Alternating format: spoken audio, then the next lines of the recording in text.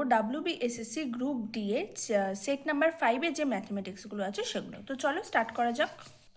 তো দেখো আমাদের প্রথম যে ম্যাথটা রয়েছে সেটা রয়েছে হলো এ বি এর তুলনায় 3 গুণ দক্ষ এবং বি এর থেকে 60 দিন কম সময় একটি কাজকে শেষ করে। তাহলে যদি এ একা কাজ করতো কতদিনে কাজটি শেষ করতে পারবে?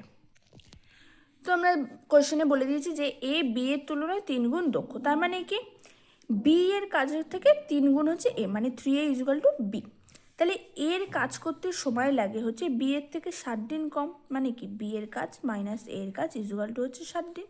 তাহলে বি এর বদলে আমরা লিখতে পারি 3a মাইনাস এ 60। তাহলে এটা বিয়োগ করে 2a ইজুয়াল টু 60, তাহলে এ বেরোলো হচ্ছে 30 দিন, মানে এ কতদিনের কাজটা কমপ্লিট করবে? 30 দিনে। অপশন নাম্বার এ হলো উত্তর। নেক্সট অঙ্ক আছে, একটি শহরে প্রতি হাজারে বর্তমানে জন্মহার বলেছে 32 জন, মানে 1000 জনের মধ্যে 32 জন হচ্ছে জন্ম, আর মৃত্যু বলে দিয়েছি 11। তাহলে জনসংখ্যায় নেট বৃদ্ধি অর্থাৎ টোটাল বৃদ্ধি শতাংশে কত? তো প্রতি হাজারে জন্মহার হচ্ছে 32, তাহলে মৃত্যুহার হলো 11 প্রতি হাজারে। তাহলে জনসংখ্যা বৃদ্ধি হচ্ছে কত? 32 জন জন্মাচ্ছে, 11 জন মারা যাচ্ছে, তাহলে বৃদ্ধি হলো হচ্ছে বিয়োগ করে দেবো 21 জন। তাহলে শতকরা বৃদ্ধি কত? 21/, সেম ওই লাভ ক্ষতির মতো 21 হচ্ছে আমাদের প্রতি হাজারে বলেছে, তাই জন্য 1000 হবে ইন্টু 100, কাটাকুটি করে হলো হচ্ছে 2.1% শতকরা, তাই জন্য পার্সেন্ট। তাহলে অপশান বি হচ্ছে উত্তর। একজন মানুষ দেখো তার একটি চেয়ারকে 720 টাকায় বিক্রি করেছে 25% ক্ষতিতে। তাহলে ধরে নেবো যে এক্স হচ্ছে ক্রয় মূল্য, তার 25% মাইনাস করবো হচ্ছে 700 ইজুকাল টু হচ্ছে 720। 25% লাভে বিক্রি করতে চাইলে কত টাকায় বিক্রি করবে? তো আমরা যদি ক্রয় মূল্যটা পেয়ে যাই তার উপরে 20% লাভ বার করে ফেলতে পারবো। চলো দেখি। তো ধরে নেবো যে চেয়ারটির ক্রয় মূল্য হচ্ছে এক্স টাকা, আর এক্স টাকা 25% ক্ষতি মানে হচ্ছে minus x minus 25x/100 is equal to 720, এটাই হচ্ছে বিক্রয়ের মূল্য। তাহলে আমরা এখান থেকে ক্যালকুলেশন করে পেলাম হচ্ছে এক্স হচ্ছে 960 টাকা, ঠিক আছে, মানে তার ক্রয় মূল্য হচ্ছে হলো 960 টাকা। তাহলে এক্সের ওপর 25% লাভ, তার মানে কি এক্স প্লাস 25x/100, আর এখানে এক্স কত? 960, তাহলে 960 প্লাস 25 ইন্টু 960 ডিভাইডেড বাই 100, কাটাকুটি করে পেলাম হচ্ছে 1200 টাকা। তাহলে এক্সের 25% লাভ মানে হচ্ছে 1200 টাকা। অপশান নাম্বার এ হচ্ছে উত্তর। নেক্সট বলেছে দেখো, একজন ব্যক্তি 5000 টাকা দুই ভাগে ধার দিয়েছেন। প্রথমটি মানে দুই ভাগে ধরে নেবো এক্স, আরেকটা তাহলে কী হবে 5000 মাইনাস এক্স। আর প্রথমটির বার্ষিক বলে দিয়েছে 4%, অর্থাৎ সুদ বলে দিয়েছে 4%, দ্বিতীয়টি বলে দিয়েছে 5%, আর দুটোরই সময় বলে দিয়েছে 5 টাকা, এই দুটোরই সময় বলে দিয়েছে 2 বছর, ঠিক আছে।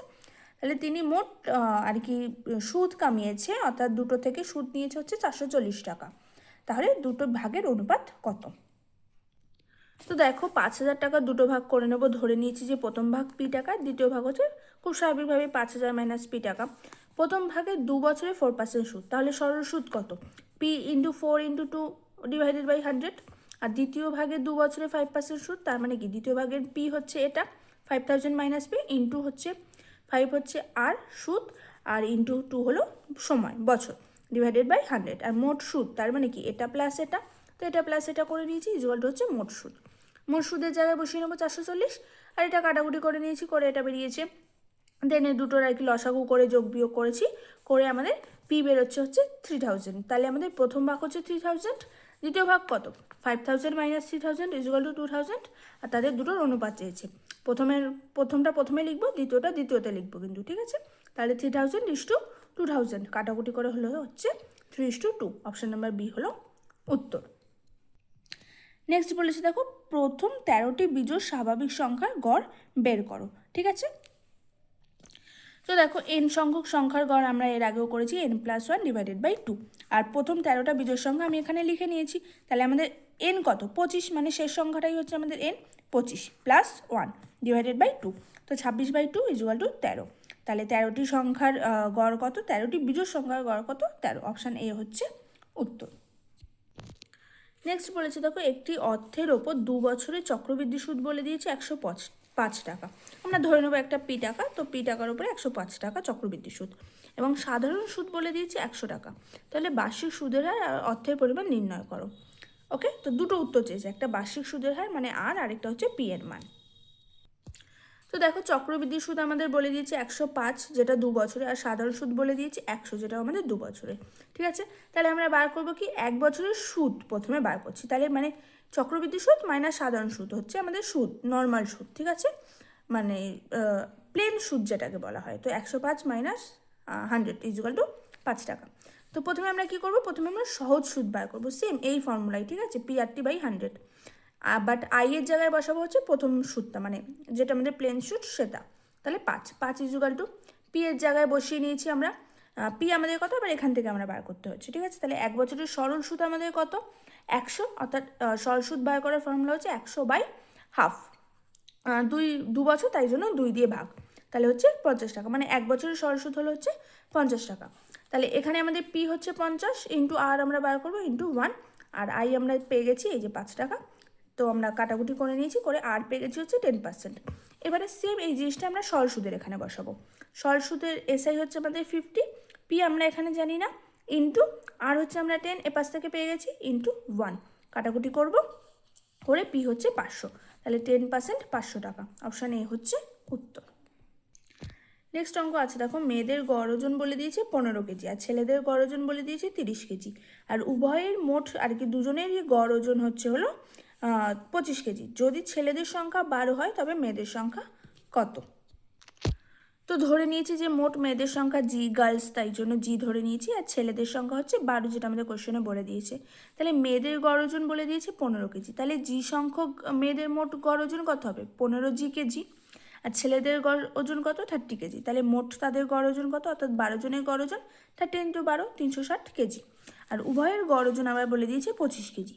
তাহলে মোট কত, 25 ইন্টু লোক সংখ্যা, লোক সংখ্যা কি জি প্লাস 12, মানে মেয়েদের সংখ্যা প্লাস ছেলেদের সংখ্যাই তো জন সংখ্যা, তাই না? তাহলে 25 ইন্টু জি প্লাস 12 কেজি।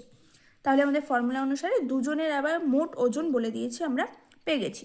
তাহলে এখানে আমরা এটা 15 জি, মানে 15টা গার্লসের, এখানে এই যে ছেলেদের মেয়েদের গড় ওজন প্লাস ছেলেদের গড় ওজন, তাহলে 15 জি প্লাস 360, আর এদিকে হচ্ছে এই ফর্মুলাটা, কারণ দুটোই তো মোট ওজন, এটা মোট ওজন বার করে নিয়েছি, আর এটা যোগ এটাও মানে তো মোট ওজন, তাই না? তো এই দুটোকে আমরা সমান চিহ্ন দিয়ে লিখতে পারি।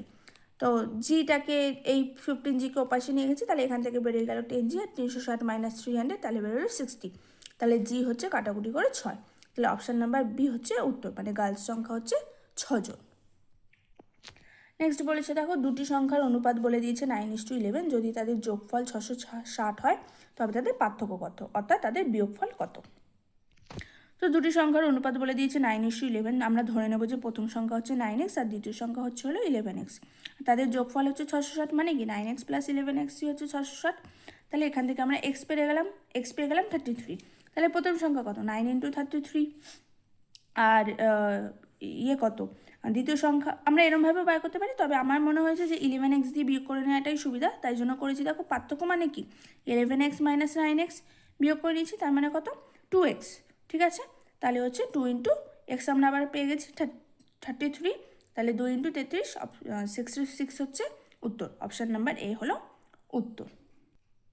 নেক্সট বলেছে দেখো, একজন ব্যক্তি স্থির জলে 4.5 কিলোমিটার/ঘন্টা বেগে নৌকা চালাতে পারে, সে দেখতে পায় যে নদীতে যেতে তার দ্বিগুণ সময় লাগছে, তাহলে স্রোতের গতি কত? তো ধরে নেব যে স্রোতের গতি হচ্ছে x কিলোমিটার/আওয়ার, তাহলে স্রোতের অনুকূলে সময় কত, যোগফল, মানে স্রোতের গতি প্লাস তার গতি, তাহলে 4.5 প্লাস x কিলোমিটার/আওয়ার। আর যদি প্রতিকূলে হয় তাহলে কি হবে, স্রোত তাকে বাধা দিচ্ছে, তার মানে কি হবে, বিয়োগ, তাহলে 4.5 মাইনাস x কিলোমিটার/আওয়ার। আর তাহলে শর্তানুসারে আমরা লিখতে পারি কি, 4.5 প্লাস এক্স ইজুগাল টু দ্বিগুণ সময় লাগে বলেছে, তাই জন্য 2 × প্রতিকূলের সময় দিয়ে আমরা ক্যালকুলেশন করেছি, করে আমরা এক্সের মান পেয়ে গেছি 1.5 কিলোমিটার/আওয়ার। তার মানে কি স্রোতের গতিবেগ হচ্ছে হলো 1.5 কিলোমিটার/আওয়ার, যেটা আমাদের অপশানে নেই, তাই জন্য অপশানের উত্তর হচ্ছে হলো কোনোটিই নয়, অপশান ডি হলো উত্তর। নেক্সট অঙ্ক বলেছে দেখো, 10, 16 এবং 24 দ্বারা বিভাজ্য ক্ষুদ্রতম বর্গ সংখ্যা কত, আর এগুলো হচ্ছে তার অপশান। তো চলো দেখা যাক। তো প্রথমেই আমরা যেটা করব, 10, 16 এবং 24-এর লসাগু করে নেব। তো করে দেখো, আমরা জোড় সংখ্যা পাচ্ছি, মানে বর্গ সংখ্যা পাচ্ছি হলো 2 × 2, মানে একটা 2 এর, আর এখানেও 2 × 2 একটা 2 এর, অর্থাৎ দুটো 2 হয়ে গেল, আর বাকি থাকলো কি 5 × 3, আর এইগুলোর পুরো আর কি লসাগুটা করে আমরা পেয়েছি 240। শুধুমাত্র 5 এবং 3-এর বর্গ নিই, তাহলে সব থেকে কাছের ক্ষুদ্রতম বর্গ সংখ্যা কোনটা হবে? 240 × 5 × 3, এটাই হলো অঙ্ক করার নিয়ম। তো তাহলে আমরা 240-এর সাথে আর কি 3 × 5, তো 240-এর সাথে 3 × 5 গুণ করলে হলো 3600। তাহলে অপশান ডি হলো উত্তর। তো চলো শেষ আমাদের এই সেট 5-এর অঙ্ক। দেখা হবে নেক্সট ভিডিওতে। বাই।